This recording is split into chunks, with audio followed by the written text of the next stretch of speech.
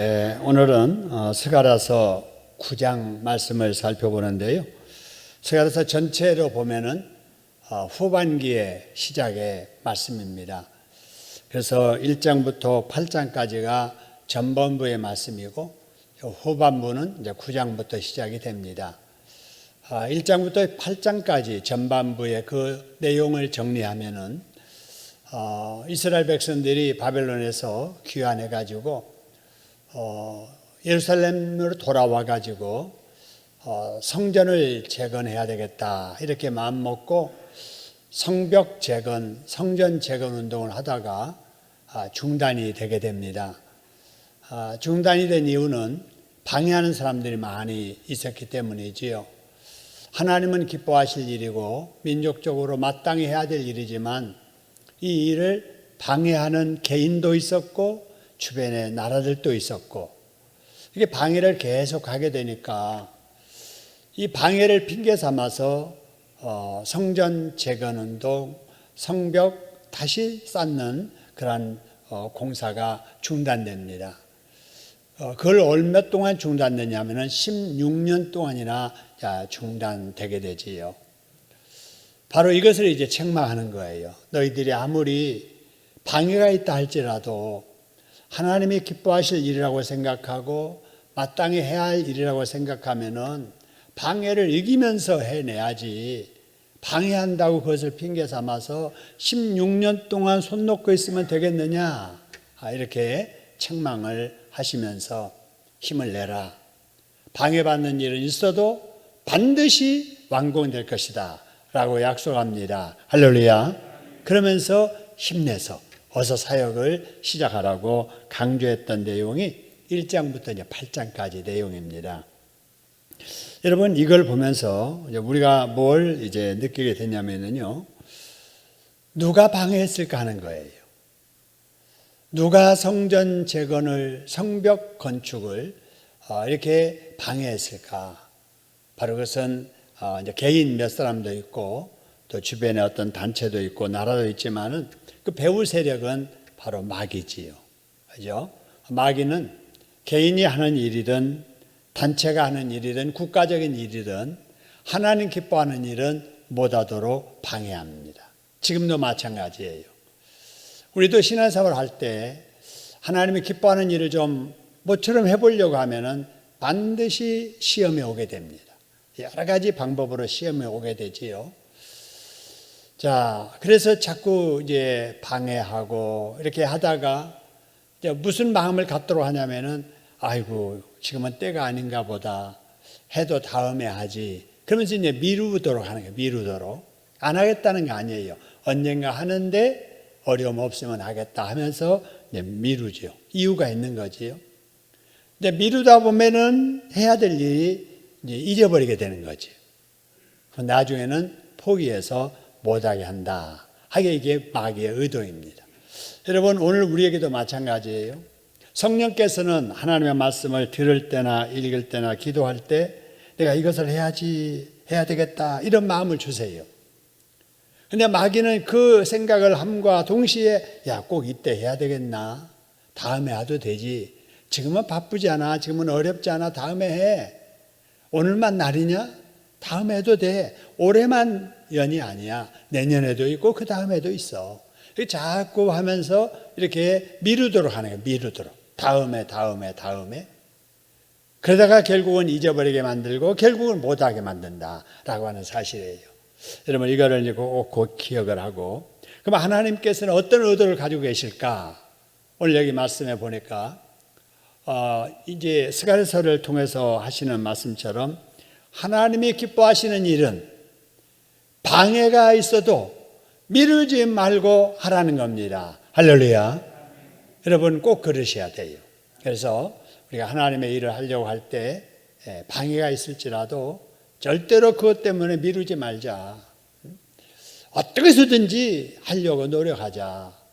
방해가 있을수록 더 힘을 내기를 하나님 원하시고 또 그 힘이 필요하면은 기도하라고 말씀을 하시고 기도하는 사람에게는 하나님께서 방해를 이길 수 있는 힘을 허락해 주실 줄로 믿습니다. 이게 이제 지금까지 살펴봤던 8장까지의 내용의 중심 내용이었고요. 근데 이제 9장부터 이제 후반부가 시작이 됩니다.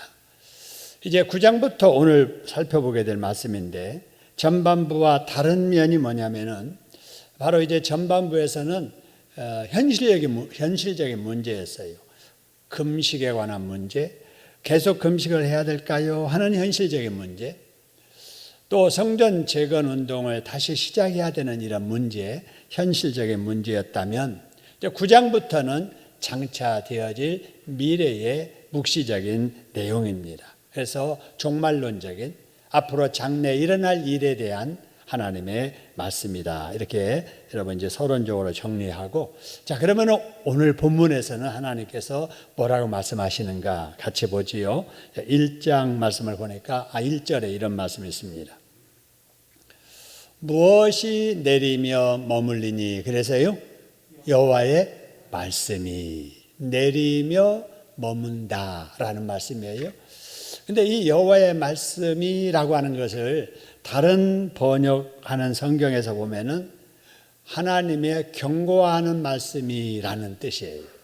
그래서 여기는 그냥 여호와의 말씀이라고 했지만은 하나님의 경고의 말씀이라는 뜻입니다. 그래서 오늘 1절에 나오는 바로 하나님 말씀은 경고의 말씀이었다.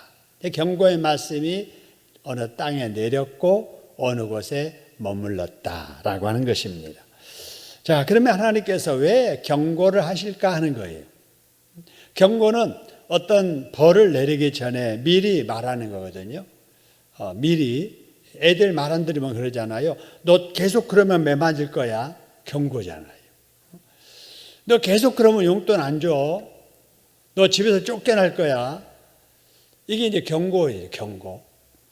여러분, 부모가 자녀에게 이런 경고하는 이유는 그러니까 그 짓 하지 말고 똑바로 해, 바르게 해, 이렇게 하는 말이잖아요. 그 의도, 경고하는 의도는 잘하라는 거예요. 지금 잘못하고 있다는 거예요. 잘못하고 있는 것을 지적하면서 바르게 하라. 그렇게 계속 안 하면은 너는 벌 받을 것이다 라고 이렇게 의도해서 말씀하시는 거죠. 여러분, 우리에게도 마찬가지입니다. 하나님께서 우리 이렇게 지금까지 건강하게 신앙생활 잘하게 해주신 이유가 뭘까? 내가 잘해서 그렇지. 내가 칭찬받게 복받게 살았으니까 지금까지 이렇게 하는 거야. 그건 아닐 거예요. 그죠? 하나님 보시기에 부족함이 많고 잘못한 것이 많이 있어도 하나님께서 타이르시면서 계속 타이르잖아요. 성경을 읽을 때마다, 들을 때마다 너 이거 잘못했잖아. 다른 사람이 이렇게 잘못했는데 너도 그렇지 않아. 이러면서 자꾸 우리에게 타이르시는 거예요. 어쩔 때는 경고하시지요. 너도 그렇게 되면은 너도 그런 벌을 받을 거야. 이렇게 경고하시는 거예요. 양심을 통해서 깨우치기도 하시고 또 경고도 하게 하시고 라고 하시는 하나님의 뜻을 우리는 잘 기억을 해서 우리가 이 땅에 살면서 누구나 잘못할 수 있잖아요.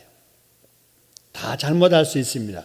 그런데 하나님이 타이르실 때라도 잘못을 깨닫고 경고하시는 말씀을 들을 때라도 경고의 말씀을 참고 삼아서 바르게 살려고 해야 된다. 이게 이제 하나님의 뜻이다라고 하는 거예요. 자, 그러면은 하나님의 이 경고의 말씀이 어디에 내렸고 어디에 머물렀는가, 그걸 보죠. 여기 보니까 여호와의 경고의 말씀이 어디에 내리며, 그래서요, 하드락 땅에 내리며, 그 다음에 어디에 머문다고요? 다메섹에 머문다, 이런 말이 있지요. 우리가 이제 하드락 땅과 다메섹이 어딘지 우리는 잘 모르지 않아요? 그냥 이렇게 여기 나와 있는 대로 하면은 하드락 땅은 이스라엘 인근에 있는 지금으로 말하면 시리아 지역입니다. 다메섹은 다마스커스라고 하는 이런 지역이지요. 이거는 이제 교통의 행정 중심 도시. 그래서 옛날에 교역들이 많이 일어났지요. 그래서 문화가 어디서 발달하냐면은 해상무역이 이렇게 왕래가 잦아 있는 그 해변 도시. 그리고 이쪽에서 저쪽 도시로 연결하는 그 교통이 편리한 지역. 이런 지역을 중심으로 해서 경제가 발달하고 사람이 모여 살고 이렇게 됐던 거죠. 여기도 이스라엘의 인근에 있었던 바로 이 교통의 중심지 지역이 하드락 땅 다메섹이었다라고 하는 것입니다. 이 땅들은 다 이스라엘을 괴롭혔던 이스라엘의 원수의 지역들, 나라들입니다. 바로 이스라엘 인근에 다 대적들이 있는 거예요. 블레셋 같은, 에돔 같은 이런 나라들이 다 주변에 있잖아요. 우리나라도 마찬가지죠. 우리나라를 가장 힘들게 하는 나라가 멀리 있지 않잖아요. 저 유럽에 있는 나라들이 우리나라 힘들게 하지 않잖아요. 가장 가까이 있는 동족인 북한, 그 다음에 그 위에 있는 러시아와 중국, 그 다음에 밑에 있는 태평양 지역으로 내려가는 길목에 있는 일본, 이런 나라들이 자꾸 우리나라에 어떤 중요한 일이 있을 때마다 자꾸 어려움을 주지요. 우리 신앙생활도 마찬가지예요. 우리의 대적들은 언제나 가까이 있습니다. 저 아프리카 사람들이 우리 시험 들게 하지 않잖아요. 저 미국 사람들이 우리를 신앙생활하는데 방해하지 않습니다. 우리를 힘들게 하는 사람들이 구역에 있을 수도 있고, 전도에 있을 수도 있고, 우리 교회 안에 있을 수도 있고, 우리 가정에 있을 수도 있고 그렇습니다. 그래서 바로 사탄 마귀는 멀리 있는 나와 관계없는 그런 사람들을 통해 가지고 갑자기 나타나게 하셔서 해가지고 시험 들게 하거나 힘들게 하는 게 아니고, 늘 가까이 지내는 그런 사람들 중에 마귀가 역사해서 나를 시험 들게 만들고 힘들게 만들고 이렇게 만드는 거지. 여러분, 그렇기 때문에 우리는 언제나 어떻게 해야 되느냐? 깨어 기도해야 됩니다. 할렐루야. 늘 깨어서 기도해야 돼요. 그래야 여러분 가까운 사람들 때문에 시험 들지 않아요. 그래서 우리가 하나님 앞에 기도하면 하나님께서는 어떤 방해, 어떤 유혹, 어떤 시험도 이겨낼 수 있는 힘을 허락해 주실 줄로 믿습니다. 믿음의 이 강단이 생기는 거죠. 어지간한 말 들어서는 시험 들지 않는 이런 강한 믿음이 기도하는 자에게 주어지게 되는 거지요. 여러분, 수요일날 하나님 앞에 나와서 예배드리는 여러분 모두 기도하시다가 이런 믿음의 강단, 마귀의 시험을 이겨낼 수 있는 영적인 힘을 여러분 받으시기를 주님의 이름으로 축원합니다.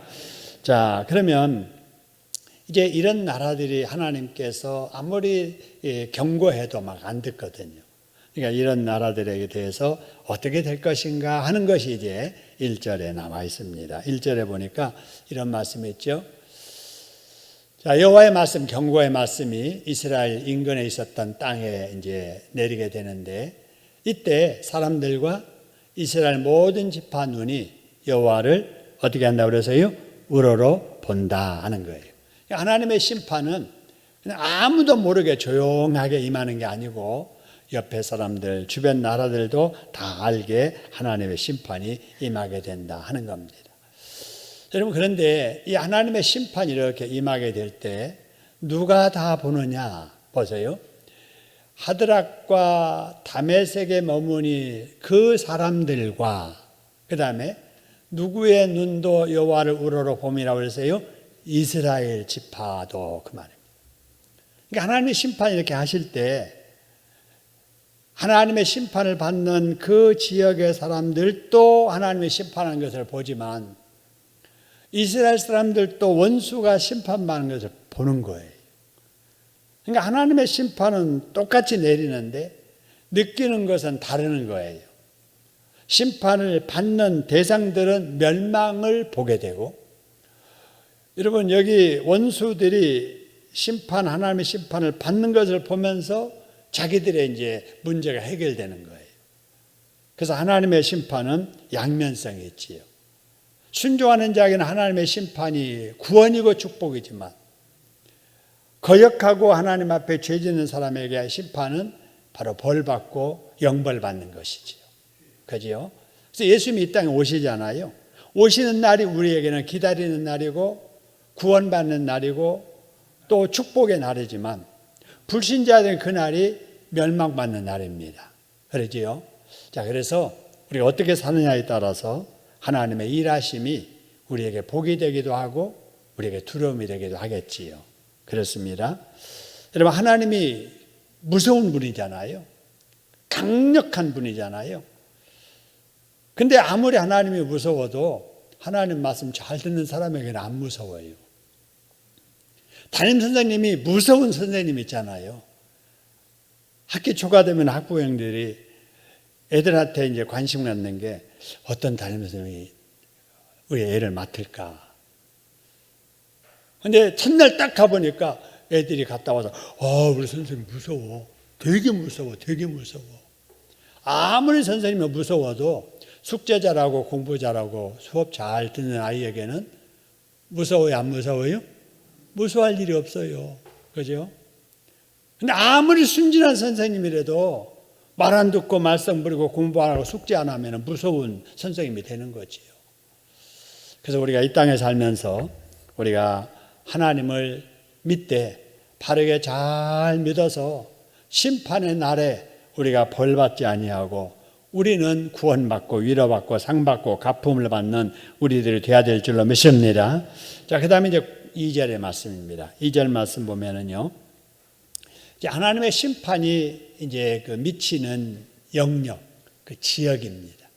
아까 1절에도 보니까 그런 거에 있었죠. 지역이 두 지역 다메섹과 그 다음에 하드락 땅이 나왔는데 2절에도 말씀을 보니까 그 접경한 어디에도 임하겠고 그랬어요. 하맛에도 임하겠고 그 다음에 어디에도 임하리니 두로와 시돈에도 임하리니 그랬습니다. 그러니까 하나님의 심판은 어느 한 민족에게 제한되어 있지 않다는 거죠. 어느 한 지역에 제한되어 있지 않고 전 우주적이고 전 세계적이다라고 하는 것이죠.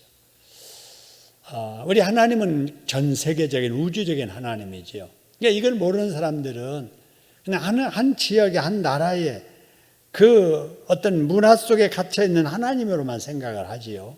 잘못된 거지요. 우리 하나님은 만유를 다스리시는 하나님이시다라는 것을 우리에게 이제 보여주고요.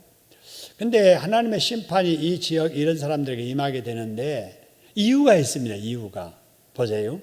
그들이 매우 뭐하면이라고 그러세요?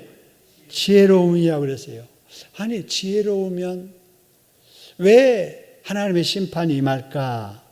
여러분 이렇게 한번 이제 생각이 되지요. 지혜로우면은 심판 안 받고 오히려 복 받아야 되는데 왜 지혜로우니까 여기 심판의 대상이 됐을까 하는 거예요. 여러분 이들이 얼마나 지혜가 있었느냐. 이 지역 사람들이 이 당시에 해상 무역을 했던 사람들이에요. 여러분 해상 무역을 하려면은 먼 길에 물건을 싣고 가야 되거든요. 근데 동력이 없는 시대에 지도가 제대로 발달되지 않는 시대에 먼 지역을 목적 삼고 무거운 물건을 싣고 파도를 헤치면서 거기까지 가려면은 해상의 지혜가 있지 않으면 못하는 거지요. 그러니까 이 시대에 이 지역 사람들이 이런 지혜가 있었다는 거예요. 이 지혜는 세상적인 지식이에요. 이런 지식이 굉장히 뛰어났다라고 하는 것입니다. 뿐만 아니라 다른 지역에서 이렇게 좋아하는 어떤 그 염료들 또 어떤 향료들, 식품들, 그래서 염색 기술, 항해, 무역 이런 것들이 이 지역 사람들에게 아주 그냥 아주 발달이 많이 되어 있었지요. 근데 이 지식을 가지고 이들이 뭘 했느냐라고 하는 것이 이제 중요합니다. 이 매우 지혜로운 이 지식을 가지고 이들이 뭘 했느냐. 나중에 말씀 3절 이하에 보면은요. 아주 교만합니다. 그래서 보세요. 두로는 자기를 위하여 열쇠를 건축하고 은을 티끌같이 금을 거리에 진흙같이 쌓아놓고 그걸 가지고 다 자기를 위해서 쓰는 거예요. 자기를 위해서. 우상 만들어 놓고 죄를 짓고 천하의 우리를 당할 자 없다. 교만 떨고 이러는 거예요. 그러니까 그들의 장점이 오히려 교만의 재료가 되니까 하나님께서 그 사람들을 심판하시더라. 그런 말이에요. 여러분 얼마나 풍부합니까? 그죠? 은을 티끌같이 사용하고 금을 거리에 진흙같이 쌓을 정도로 풍부한 삶을 살았던 이들. 그리고 요새가 자기를 안전하게 지킬 줄 알고 요새를 건축했던 자들, 이런 자들이 결국은 하나님의 심판을 피하지 못하고 결국은 망하게 됐더라라고 하는 사실입니다. 여러분, 우리가 이런 것들을 보면서 우리는 어떻게 해야 될까라고 하는 거예요. 우리에게도 다 장점이 있잖아요. 나 잘하는 것이 있잖아요. 여러분, 이것이 하나님을 섬기는 재료가 돼야 되지 교만의 재료가 되면 안 될 줄로 믿습니다. 잘생긴 것이, 남보다 특출하게 잘생긴 것이 교만의 재료가 되면 안 되잖아요. 남보다 내가 뭔가 잘해요. 많은 걸 알아요. 말 잘해요. 리더십 있고 통솔력 있어요. 그걸 가지고 하나님 기뻐하는 일에 사용을 해야지. 남 앞에 선동하고 뭔가 악을 행하고 이렇게 하는 일에 이걸 사용하면은 하나님이 다 하시는데 가만히 계시지 않는다는 거지. 그래서 바로 이들이 지혜가 많음에도 불구하고 그 지혜 때문에 결국은 망하게 됐다라고 하는 사실입니다. 여러분, 우리도 꼭 그걸 기억하고 나의 장점이 하나님을 섬기는 데 사용하게 될지언정 인간의 교만의 재료가 되지 아니하도록 조심해야 될 줄로 믿으시기를 소원합니다. 성경을 읽으면서 설교를 들으면서 이렇게 자기 자신을 되돌아보면서 아이고, 나도 장점이 있는데, 나도 이런 좋은 점이 있는데 이것이 하나님 앞에 잘 사용돼야 되지, 교만의 재료 되면 안 되지, 이런 교훈을 얻을 수 있어야 되지. 그 다음에 이제 이렇게 사는 그들을 향한 하나님의 반응을 보세요. 이렇게 지혜를 가지고 장점을 가지고 죄만 지으니까 4절에 보세요. 주께서 그를 뭐 하시며 그러세요? 정복하시며 그의 권세를 어떻게 해요? 바다에 쳐 넣으시고요. 불에 뭐 하신다고요? 삼켜지게 한다라는 사실. 누가 그렇게 하신다고요? 하나님이 하신다. 하나님은 전지전능하시잖아요. 뭐든지 할 수 있는 분이시잖아요. 그 능력을 가지고 자기의 장점을 교만의 재료 삼아서 하나님을 대적하고 이런 사람들 하나님이 다 쳐부셔버리는 거죠. 정복하시고 바다에 쳐 넣어버리시고 바다를 이제 배들을 다 그냥 전복시켜버리시고 싣고 가는 무역선들 다 그냥 뒤집어지게 만들고 쌓아놨던 거 다 불에다 타게 만들고 이렇게 하시겠다라고 하는 겁니다. 여러분, 이것이 예언입니다. 그래서 불에 삼켜질 것이다 이 말이거든요. 그런데 이 말대로 나중에 이 성읍들이 다 불에 타게 됩니다. 특별히 알렉산더 대왕이 바로 이 정복 정책을 할 때 이 알렉산더 대왕의 그 어떤 공격에 다 지배를 당하게 됩니다. 그래서 사람들이 포로로 끌려가고 성읍들이 주택들이 다 불에 타는 이런 것들을 보게 됩니다. 하나님의 축복을 누리면서도 하나님을 거역하는 교만한 자들을 하나님은 과거에도 벌하셨고 지금도 벌하시는 줄로 믿습니다. 앞으로도 그런 사람들을 벌하실 거예요. 그래서 하나님은 전지전능하신 통치자이시자 다 살펴보시죠. 갚아주시는 분이시자 결국은 구원자요 심판자이시다라고 하는 겁니다. 자, 이런 심판의 결과가 어떨 것인가 하는 것이 오늘 이제 본문의 마지막 부분 5절 7절입니다. 보세요. 여기 이제 지역들이 나오죠. 이스라엘 인근 지역에서 이스라엘을 대적하며 하나님을 이렇게 믿지 않았던 이런 사람들, 아스글론, 가사, 에글론, 블레셋 이런 사람들이 쭉 나오게 되는데, 여러분 이 외에도 하맛, 그 다음에 두로, 시돈 이런 나라들이 이스라엘 주변에 있으면서 이스라엘을 괴롭혔고 하나님을 대적했던 이런 나라들입니다. 여러분 이 나라들이 앞으로 어떻게 될 것인가에 관한 예언이 바로 이 말씀이죠. 아스글론이 보고 뭐하며 그러세요? 두려워하게 될 것이다. 가사도 심히 뭐하게 할 것이다? 아파할 것이다. 에글론은 그 소망이 뭐가 된다? 수치가 될 것이다. 가사에는 무엇이 끊어진다고요? 임금이 끊어요. 나라 망한다는 거지요. 아스글론에는 뭐가 없을 것이고 그러세요? 주민이 없을 것이고. 그렇게 많은 도시, 인구가 많은 도시가 사람이 없는. 그 다음에 아스돈에는 뭐가 거주하리라? 그 지역 사람들은 못 살고 잡족들이 와서 거주하게 될 것이고. 자, 블레셋 사람들의 그 하늘 높이 치솟는 교만을 하나님 어떻게 하신다고요? 끊어버리시고. 그 입에서 뭐가 나오게 해요? 피를. 이 피는 뭐냐면 고기 먹으면서 흘리는 피예요. 여러분 혹시 그 고기를 이렇게 주문 받을 때 고기 어떻게 구워드릴까요? 이렇게 하잖아요. 그래서 그냥 뭐 이렇게 좀 이렇게 가볍게 살짝 이제 구우면은 맛이 좋고 먹기 좋잖아요. 그래서 그냥 이제 미디엄으로 해주세요. 이렇게 하는데 외국 사람들은 다 이제 그걸 좋아하지요.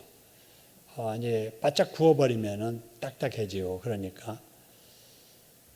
근데 여러분 그 살짝 구운 고기 드셔보셨나요? 씹으면 뭐가 줄줄 흘러요? 피가 줄줄 흘리죠. 그 피예요.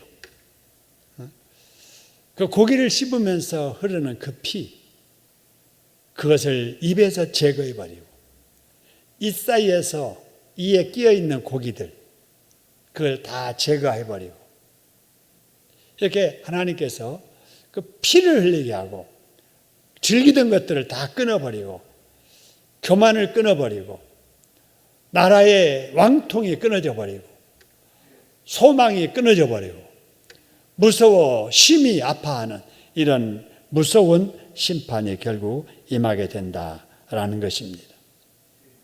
여러분 하나님은 살아계신 분이에요. 지금 이 시대도 마찬가지입니다.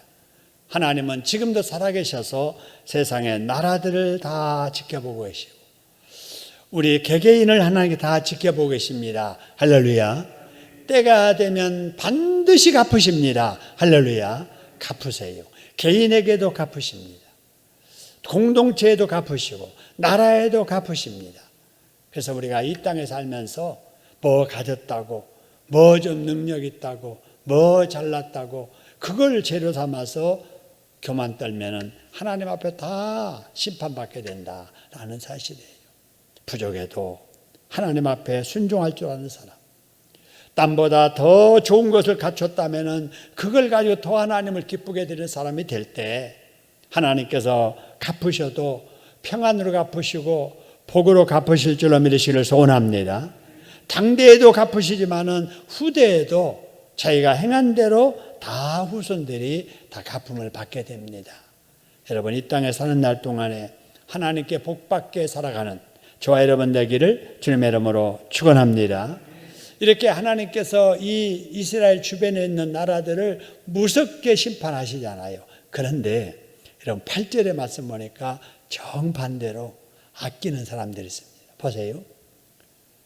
내가 포악한 자가 다시는 그 지경으로 지나가지도 못하게 하고 그랬습니다.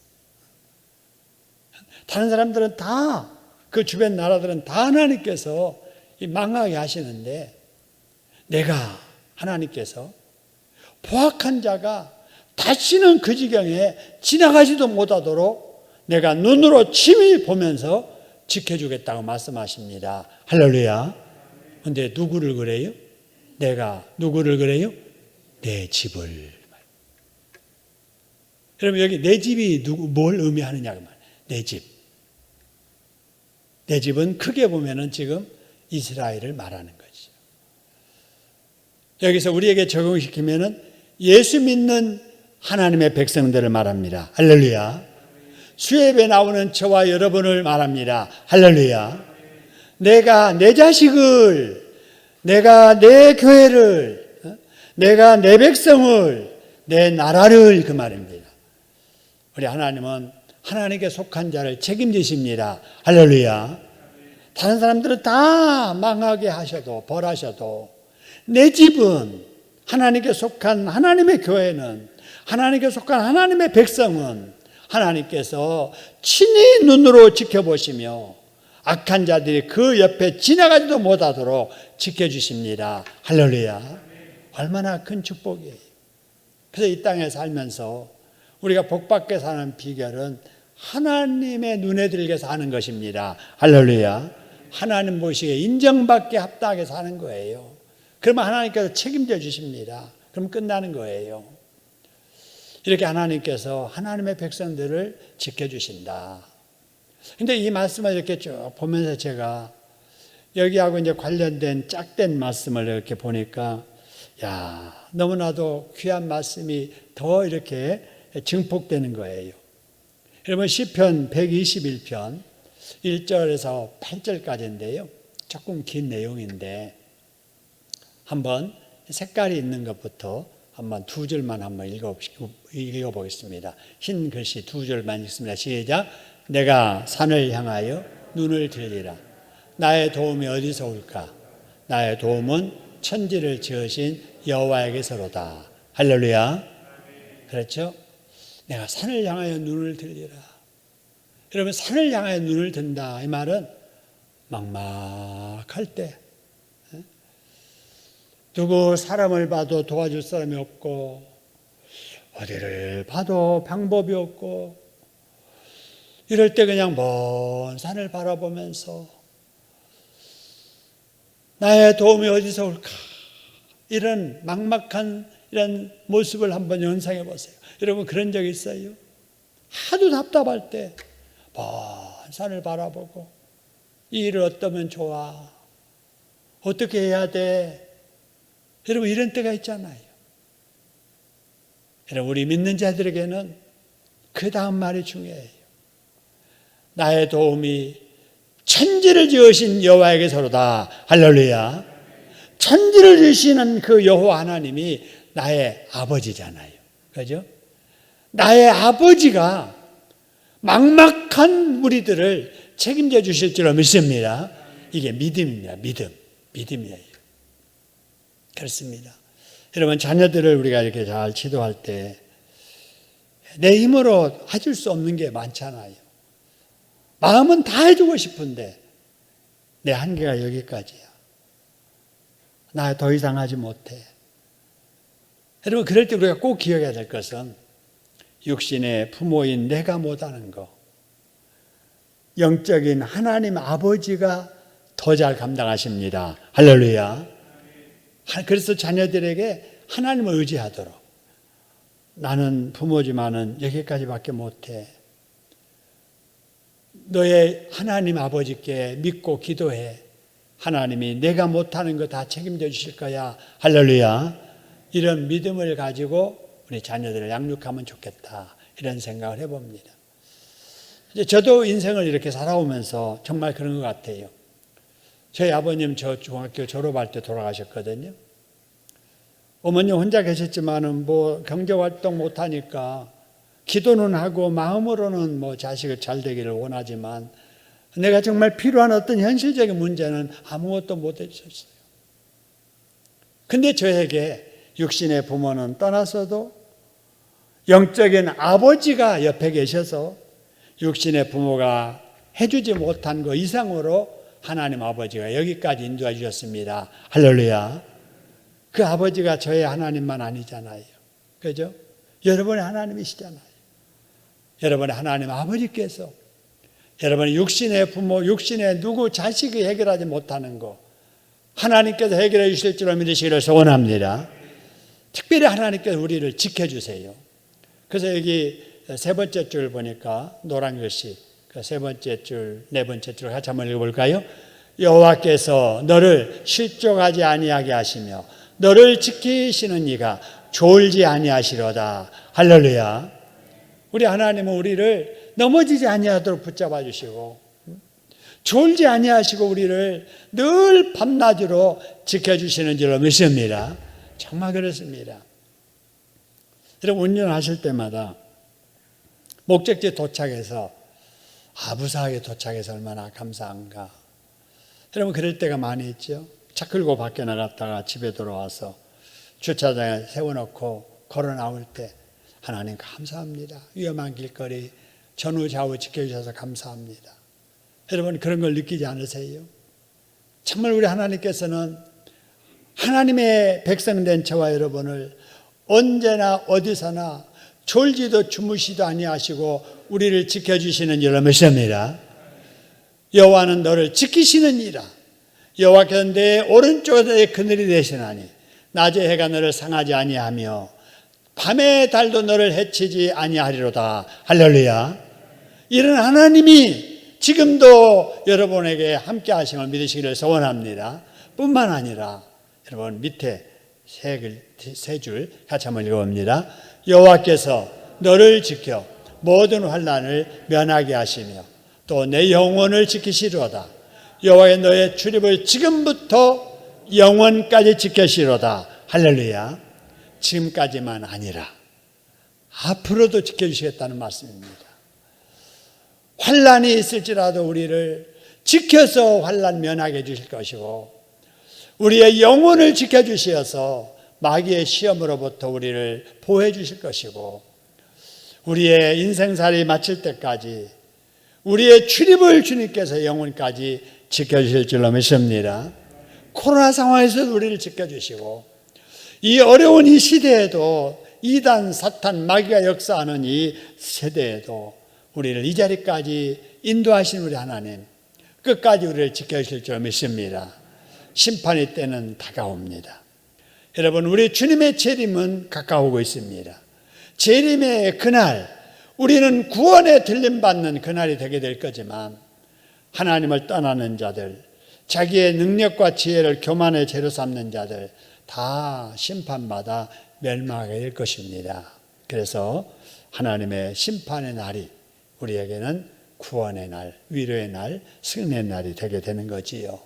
여러분 늘 이런 하나님을 기억하면서 하나님 보시고 합당하게 살아서 늘 주의 인도하심, 주님의 보호하심의 축복을 받는 저와 여러분들 되기를 주님의 이름으로 축원합니다.